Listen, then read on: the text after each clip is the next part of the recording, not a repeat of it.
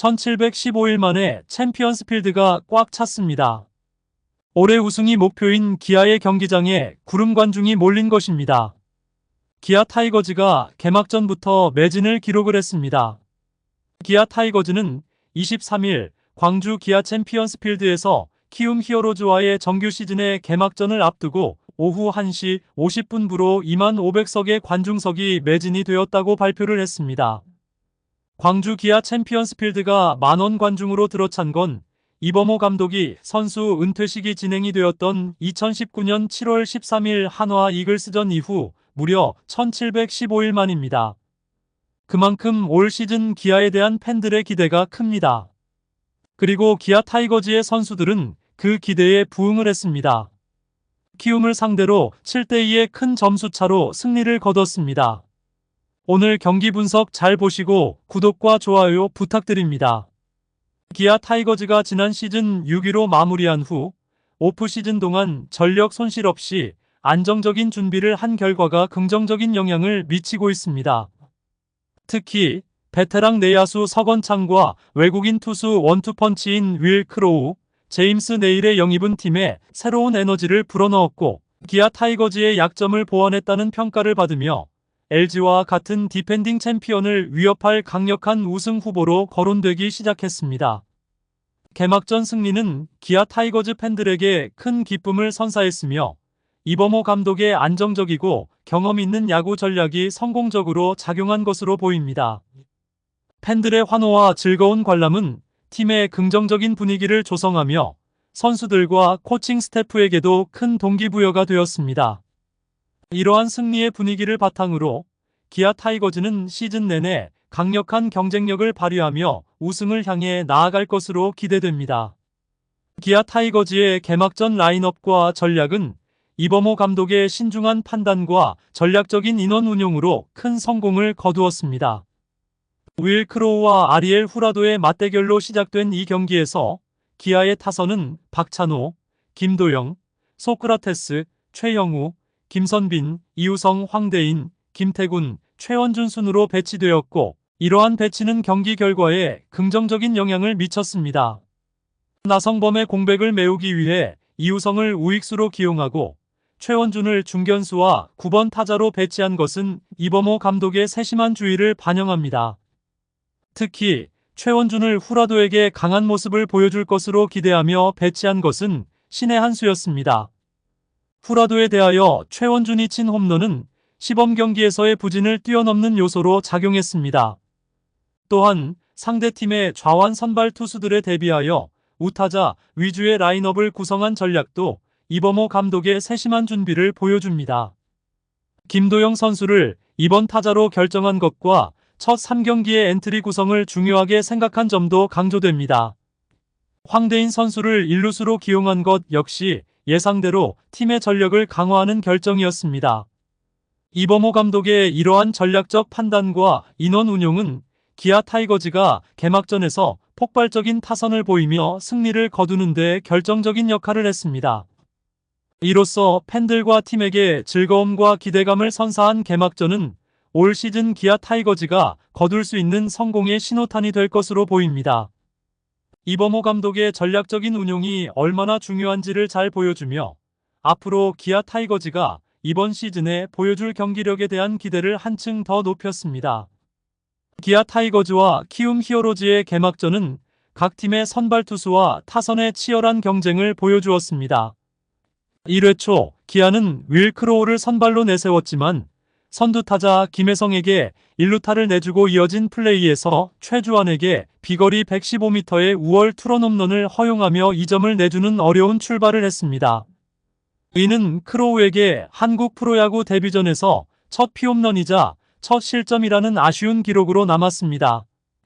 그러나 기아 타이거즈의 타선은 이러한 압박 속에서도 굴하지 않았습니다. 선두타자 박찬호가 중견수 뒤 2루타로 출발하며 반격의 신호탄을 쏘아 올렸습니다.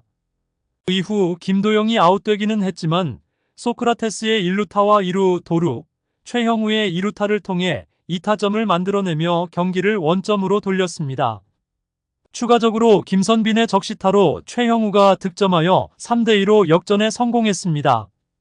이우성의 연속 안타와 황대인 타석대의 2명 주자의 동시 도루로 상황은 더욱 유리해졌고 황대인은 3루 땅볼 아웃되었지만 이 과정에서 2명의 주자가 홈으로 들어오며 추가 점수를 획득했습니다. 이처럼 기아 타이거즈는 키움 히어로즈와의 개막전에서 불리한 상황을 빠르게 극복하고 역전에 성공하였습니다. 기아 타이거즈의 4회 말 공격은 경기의 흐름을 확실하게 기아 쪽으로 가져오는 중요한 순간이었습니다. 최원준이 오랜만에 5월 솔로 홈런을 기록하며 팀의 활력을 불어넣었고 박찬호와 소크라테스의 연속 안타로 추가 점수를 획득하며 스코어를 7대2로 만들었습니다. 이러한 활약은 기아 타이거즈의 타선이 얼마나 위협적일 수 있는지를 상대팀에게 다시 한번 상기시켰습니다. 키움 히어로즈의 선발 투수 아리엘 후라도는 이날 경기에서 어려움을 겪었습니다. 경기 초반부터 불안한 모습을 보이며 4이닝 동안 투구수 91개, 1홈런 포함 총 10개의 안타와 2사사구, 1탈 3진을 기록하며 7실점을 내주고 마운드를 내려왔습니다. 이는 후라도에게 한국 프로야구 데뷔 이후 한 경기 최다 자책점이 되는 아쉬운 기록입니다.